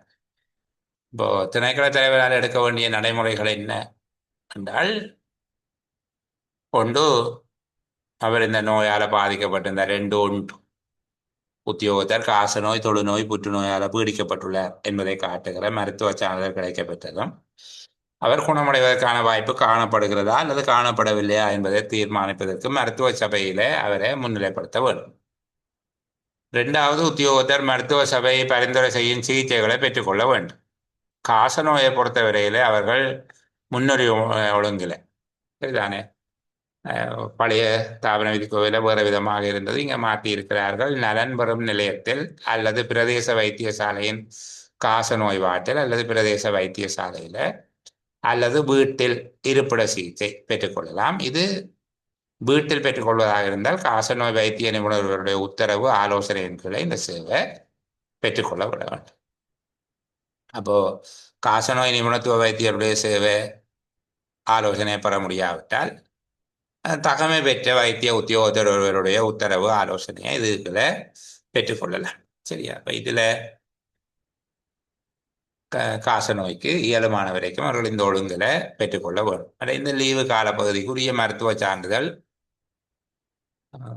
கொடுக்க வேண்டும். மருத்துவ சபையினுடைய அறிக்கை, மெடிக்கல் போர்ட் ரிப்போர்ட் அல்லது மெடிக்கல் சர்டிபிகேட் என்று சொல்லியிருக்கு. ஒருவர் தன்னுடைய முழுமையான காலப்பகுதி முடிவடைவதற்கு முன்பாக திருப்பியும் குணமடைவதற்கு போதிய சந்தர்ப்பம் இருக்கா இல்லையா என்பது பற்றி மருத்துவ சபையிட்ட அறிக்கை கொண்ட பெற்றுக்கொள்ள வேணும். முழுமையான சம்பளத்தோட அவர் கொடுக்கக்கூடிய லீவு முடிஞ்சதுக்கு பிறகு அரைச்சம்பள லீவும் அவர் பெற்றுக்கொள்ள முடியும். அவருக்கு சாதாரணமாக காஃபே லீவ் எடுக்கிறதுக்கு என்ன உரித்து இருக்கோ அதை இங்கே பயன்படுத்தி கொள்ளலாம் என்று சொல்லி இருக்கு. அதுக்கு முடிஞ்ச பிறகு சம்பளமற்ற லீவு அவசியமாக இருந்தால் சம்பளமற்ற லீவ் நோப்பே லீவும் கொடுக்கலாம். அப்ப நோப்பே லீவுக்கு போகைக்குள்ள செய்ய வேண்டியது உத்தியோகத்தினுடைய நலன், நிறுவனத்தினுடைய நலன். இவர் நோப்பே லீவில் நின்றாலும் அவங்க காடர் இருக்கும், புதுசாக ஆக்களையும் போடையிலாது, இவரும் வேலைக்கு வர மாட்டார். அப்ப நிறுவனத்தினுடைய நலனும் பாதிக்கப்படும், இவருடைய நலனும் பாதிக்கப்படும். இவர் சம்பளம் இல்லாம வீட்டை நிற்கிறார். அப்போ இல்லைன்னா பென்ஷன்ல போகலாம். இந்த நேரத்துல இவரை மருத்துவ காரணங்களுக்காக ஓய்வு பெற செய்ய வேண்டுமா அல்லது தொடர்ந்து விடுமுறை வழங்கலாமா என்பது பற்றி உறுதியான பிரகடனம் உண்டு, ஒரு கிளாரிபிகேஷன் உண்டு மருத்துவ சபையிட்ட பெற வேண்டும். இதுதான் நீங்க கேட்ட கேள்வி. இந்த ரெண்டு கேள்வியும் தான் கேட்டிருக்காரு. ஆனால் நாங்கள் மேற்கொண்டு காலத்தை காலம் பரிசோதிப்பது தொடர்பான ஏற்பாடுகள் அதை தனி கேள்வியாக கேட்டால் காலத்தை காலம் பரிசோதிப்பதுன்றது எல்லா நோயை பற்றியும் சொல்லல, காச நோய் மட்டும்தான் சொல்லி இருக்கு. காச நோய் தொடர்பாக சிகிச்சை பெற்று அவர் வேலைக்கு திரும்பினதுக்கு பிறகு ஆக குறைஞ்சது 3 மாதங்களுக்கு ஒரு தடவை, சரிதானே? ஆக குறைந்தது 3 மாதங்களுக்கு ஒரு தடவை அண்மையில் இருக்கக்கூடிய மார்பு நோய் செஸ்ட் கிளினிக்கில் போய் என்ன மார்பு நோய் வைத்தியசாலைக்கு அல்லது நலம்புற நிலையத்துக்கு சென்று தன்னை பரிசோதித்து ஒவ்வொரு தடவையும் அவர் சுகதேகியாக இருக்கிறார் என்று சொல்லி சான்றிதழை பெற்றுக்கொள்ள வேண்டும். அப்படி போய் வர்றதுக்கு அவருக்கு நீங்கள் டியூட்டி லீவும் டியூட்டி புரண்டும் கொடுக்கலாம், ஆனால் பிரியாண செலவை கொடுக்கக்கூடாது. சரி, அவ்வாறு பரிசோதிப்பதற்கு செல்வதற்கு உத்தியோகத்திற்கு தேவையாக இருந்தால் கடமை லீவையும் சிகிச்சை நிலையத்துக்கு செல்வதற்கான இலவச புகையிரத ஆணைச்சீட்டையும் வழங்கலாம், ஆனால் பிரியாண செலவை செலுத்தக்கூடாது. இன்னொரு தலைப்புகளை அவர்கள் சொல்வார்கள், நலமார்ந்த சிகிச்சை, இலகுவான கடமை, புனர்வாழ்வு, இதை அப்படியே சேர்த்து கேட்கிறது. ஒரு உத்தியோகத்தர் இந்த நோயினால் பாதிக்கப்பட்டு மீண்டும் கடமைக்கு திரும்பி இருப்பது அவருடைய நாளாந்த கடமைகளை செய்வதற்கு தடையாக இருக்கக்கூடாது.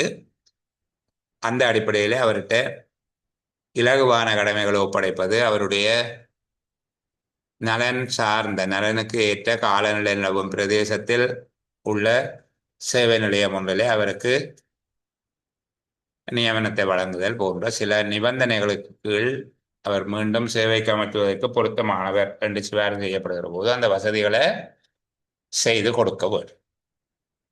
சரிதானே? இதே விதமான வசதியே ஆஸ்மா நோயினால நாங்கள் இழைப்பு, முட்டு, தொய்வு என்றெல்லாம் சொல்லுவோம். பிடிக்கப்பட்ட அரசாங்க உத்தியோகத்தர் ஒருவரும் கவர்மெண்ட் மெடிக்கலை கொடுத்து, இங்கே தான் அரச மருத்துவ அறிக்கை என்று சொல்லப்பட்டது, கவர்மெண்ட் மெடிக்கல் கொடுத்து எடுக்கலாம். சரிதானே? அப்போ உத்தியோகத்தர் நோயால் பீடிக்கப்பட்டதை அவருடைய வளமையான கடமைகளை நிறைவேற்றுவதற்கு தடையாக அமையக்கூடாது. அது புனர்வாழ்வு என்கிற அடிப்படையில் அவருக்கு இயலுமான எல்லா உதவிகளையும் நாங்கள் செய்து கொடுக்க வேண்டும். இது ஒரு சிறிய அத்தியாயம் தான். 23வது அத்தியாயம் தொடர்பில் பல பரீட்சைகளில் கூடுதலான கவனம் செலுத்தப்பட்டிருக்கு. நீங்கள் அந்த பகுதியையும் கொஞ்சம் கவனம் எடுத்து படித்து கொள்ளுங்க. சரிதானே? இன்றைக்கு ஒரு குறிப்பிட்ட நேரம் முன்பாக சேரமர்வை நிறுத்துகிறது அவசியமாக இருக்கு. இன்னொரு கருமம் ஒன்றில் தொடர்பு கொள்ள வேண்டியிருக்கு. அப்போ இந்த அளவில் நான் இன்றைக்கு ஒரு 25 நிமிஷம் முன்பாக நிறுத்தி கொள்கிறேன். ரெக்கார்டிங் ஓஃபில் போடுறேன். நீங்கள் ஏதாவது எனக்கு சொல்ல வேண்டியிருந்தால் ஒரு 5 நிமிஷம் காத்து